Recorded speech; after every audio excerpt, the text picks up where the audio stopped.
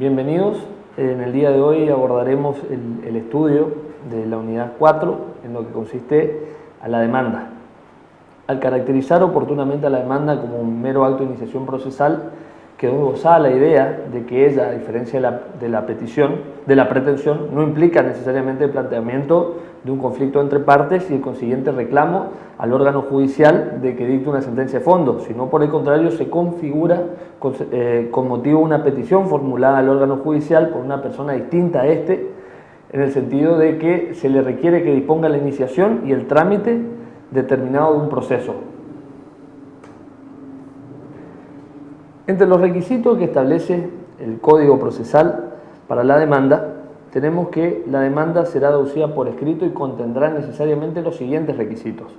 En primer lugar, el nombre y domicilio del demandante, el número de documento nacional de identidad del mismo, el quid o el quil y la clave de identificación en los casos que corresponda según la normativa tributaria vigente.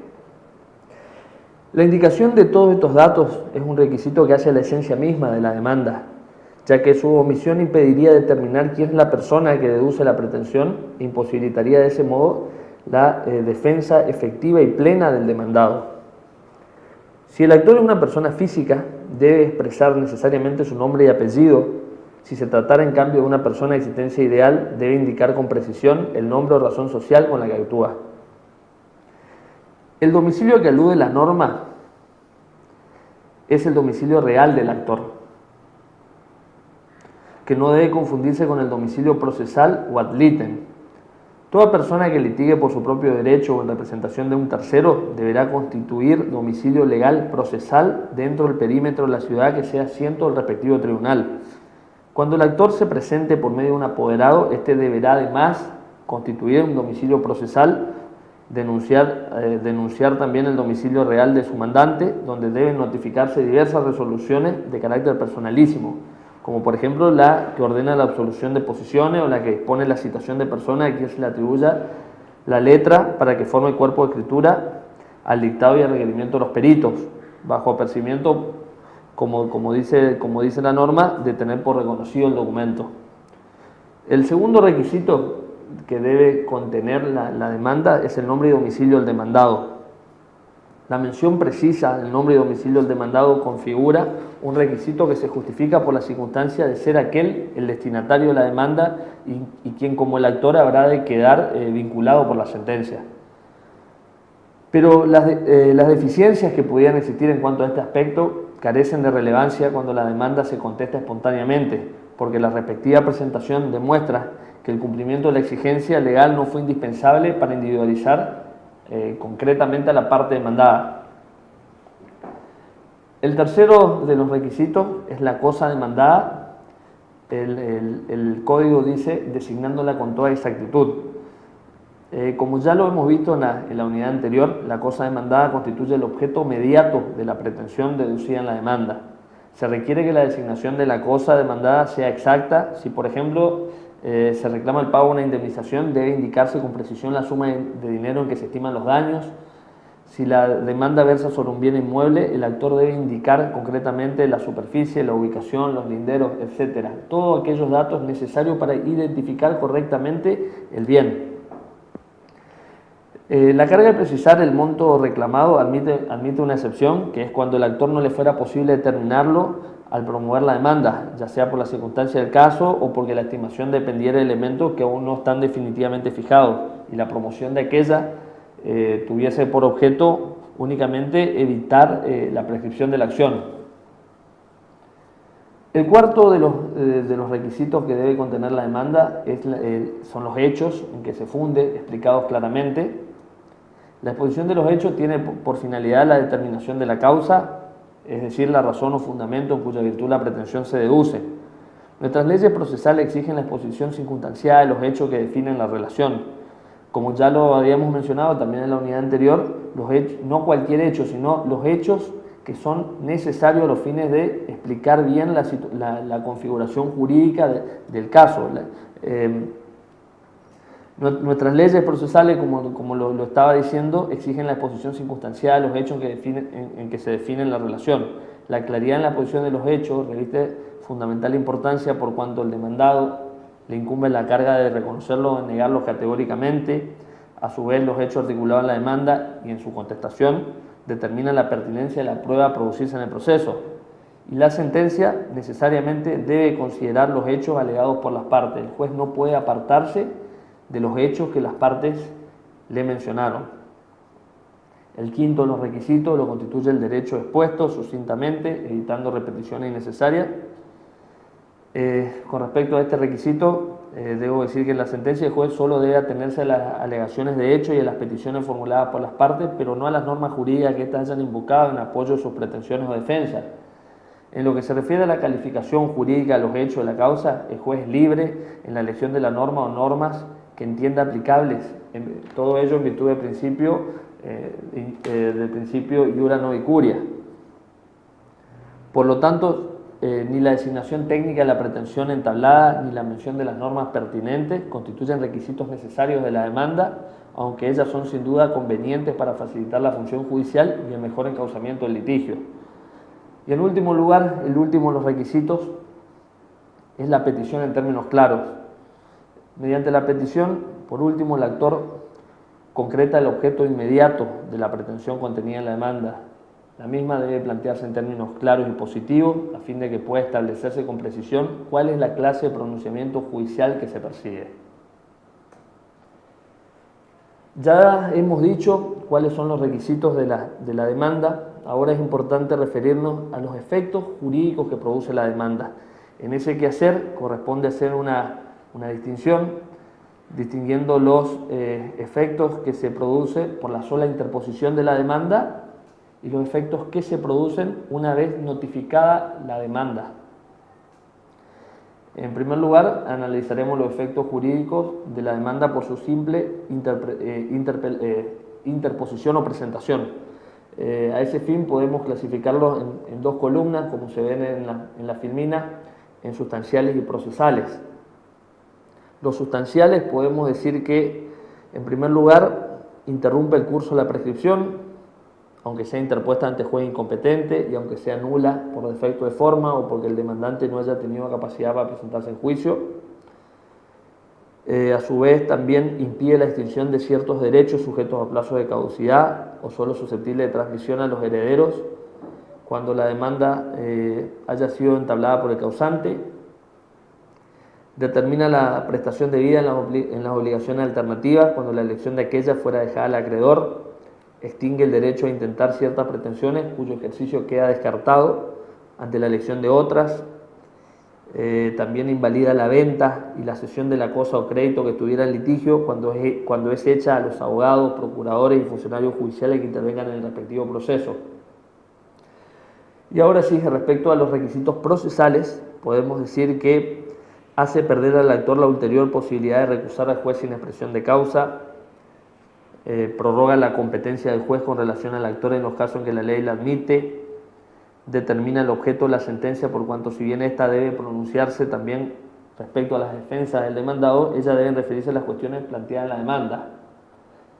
¿Qué quiero decir con esto? Que si se está demandando por incumplimiento contractual, el demandado no puede contestar o reconvenir por un divorcio, no existe relación. Si por el contrario puede contestar y reconvenir posteriormente planteando la nulidad contractual. Ahora pasemos a los que son los efectos jurídicos de la demanda después de su notificación. También corresponde distinguirlos en sustanciales y procesales. En lo que se refiere a los sustanciales, podemos decir que constituyen mora al demandado, quien es desde entonces deudor de los intereses, cuando se persigue el cumplimiento de obligaciones cuyo plazo se encuentre convenido, pero que resulte tácitamente la naturaleza o circunstancia de aquellas. Desde la fecha en que la notificación tiene lugar, el poseedor de buena fe que es condenado a la restitución de la cosa es responsable de los frutos percibidos y también de aquellos que por su negligencia hubiera dejado de percibir. Además, en aquellos supuestos donde no es posible determinar el tiempo en que comenzó la mala fe, debe estarse la fecha de la notificación de la demanda. Respecto a los requisitos procesales, tenemos que decir que una vez notificada la demanda, el actor ya no puede desistir de la pretensión sin la conformidad del demandado. A partir de ese momento, el demandado asume la carga procesal de defenderse y asimismo la facultad de promover por su cuenta el impulso del proceso. No obstante la inactividad del actor, pudiendo oponerse, como ya se acaba de ver, al desistimiento de la pretensión formulada por aquel. También autoriza oponer la excepción de litis pendencia en otro proceso que se constituya entre las mismas partes y que verse sobre el mismo objeto y la misma causa.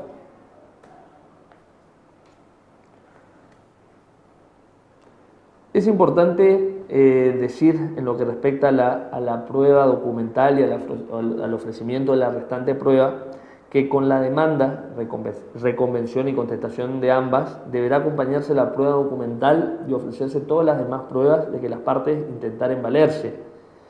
Si la prueba documental no estuviese a disposición de las partes, le compete a ellas individualizarlas indicando su contenido, el lugar, archivo u oficina pública y o persona en cuyo poder se encuentren. Después de interpuesta la demanda, no se admiten más de parte del actor sino documentos de fecha posterior o anteriores bajo juramento o afirmación de no haber tenido conocimiento de ellos. También es importante señalar que la falta de presentación de documentos en el momento procesal oportuno autoriza a la parte interesada para oponerse a su agregación posterior, pero no justifica la deducción de una excepción de defecto legal. Asimismo, si se ha consentido la agregación extemporánea de documentos, el tribunal está obligado a considerarlos. Una vez que se presenta la demanda, el juzgado dicta la pertinente providencia donde confiere traslado de ella al demandado para que la conteste, primero que nada para que comparezca y la conteste dentro del plazo que corresponda. Esa disposición determina el contenido de la primera resolución judicial que debe caer en un proceso, siendo su finalidad, como es obvio, la de asegurar la vigencia del principio de contradicción. De acuerdo con dicha norma, el juez debe disponer que se confiera traslado de la demanda a su destinatario, vale decir que se pongan en conocimiento del demandado las pretensiones formuladas por el actor y ordenar asimismo que aquel sea citado para comparecer a contestar la demanda. La forma de citación va a variar según ocurran las distintas circunstancias. Puede acontecer que el demandado tenga su domicilio en la jurisdicción del juzgado. Cuando ello ocurra, la citación será por medio de cédula, que se entregará al demandado en su domicilio real, si aquel fuera habido, juntamente con las copias para traslado. Si no se lo encontrara, se le dejará aviso para que espere al día siguiente, y si tampoco se lo hallara en esa oportunidad, se procederá según se prescribe en el artículo 161 del Código Procesal Civil y Comercial. Si el domicilio asignado al demandado fuere falso, probado dicho hecho, se anulará todo lo actuado a costa del demandante. Es importante destacar la importancia que reviste la notificación del traslado a la demanda, y por eso la ley la ha revestido de una formalidad específica, que es el aviso con designación de día y hora que el notificador debe dejar en el domicilio del demandado si no lo encontrare. En caso de informarse en el acto de la notificación que el demandado no vive en el lugar indicado como su domicilio real, el notificador, sin dejar la cédula, debe dar cuenta al juzgado de tal circunstancia. Una vez que se ha hecho saber al actor el informe del notificador, puede aquel solicitar que la notificación se practique bajo su responsabilidad, o bien en su caso de existir un error, denunciar un nuevo domicilio. En el primer caso, el juez no puede negar la petición, pues dada la consecuencia que la ley imputa a la denuncia de un domicilio falso, que es la nulidad de lo actuado y el pago de las costas, es el actor el primer interesado en extremar las precauciones para evitarlo. Otro de los supuestos que puede acontecer es que el demandado tenga domicilio fuera de la jurisdicción de asiento del tribunal. En este supuesto, la citación será por medio de oficio o exhorto a la autoridad judicial de la localidad que se halle, sin perjuicio en su caso de lo dispuesto en la ley de trámite uniforme sobre exhortos. Y la última circunstancia que puede acontecer es que se ignore el nombre, domicilio, residencia del demandado. En este supuesto, la situación de las personas inciertas o cuyo domicilio o residencia se ignore se hará por edicto publicado por 2 días. En lo que respecta a los plazos de citación, es importante decir que si el demandado se domicilia o reside dentro de la jurisdicción del juzgado, el plazo para la citación y para contestar la demanda será de 10 o de 5 días, según se trate respectivamente de un proceso sumario o sumarísimo. Cuando el demandado no se domicilia o reside dentro de la jurisdicción del juzgado, dicho plazo se amplía distinguiendo según que el demandado esté domiciliado en la República o fuera de ella. En el primer caso se amplía dicho plazo a razón de 1 día por cada 200 kilómetros o fracción que no baje de 100. En el segundo supuesto se fija, el segundo supuesto sería cuando tenga domicilio fuera de la República, se lo fija teniendo en cuenta las distancias y la mayor o menor facilidad de las comunicaciones. En el supuesto de notificación por edicto, el plazo de la citación corre desde la última publicación. Si vencido el plazo de los edictos no comparece el citado, se nombrará el defensor oficial para que lo represente. La situación procesal del demandado, que habiendo sido citado por edicto no comparece, es distinta a la del demandado que ha adoptado la misma actitud, no obstante haber sido notificado personalmente de la citación. Mientras en este último supuesto corresponde a pedido del actor la declaración de rebeldía, en el primero es menester la designación del defensor oficial a quien debe correrse de traslado de la demanda, siendo deber de dicho funcionario tratar de hacer llegar a conocimiento del interesado la existencia de juicio y en su caso recurrir también a la sentencia. El Código Procesal también contempla la hipótesis de que sean varios los demandados y se hallen en distintas jurisdicciones, en cuyo caso el plazo de la citación será para todos el que resulte mayor, sin atender al orden en que las notificaciones fueron practicadas. A los fines de una mejor comprensión de los temas que acabo de desarrollar, se recomienda la lectura del Código Procesal Civil y Comercial de la provincia, desde el artículo 335 al 344 inclusive.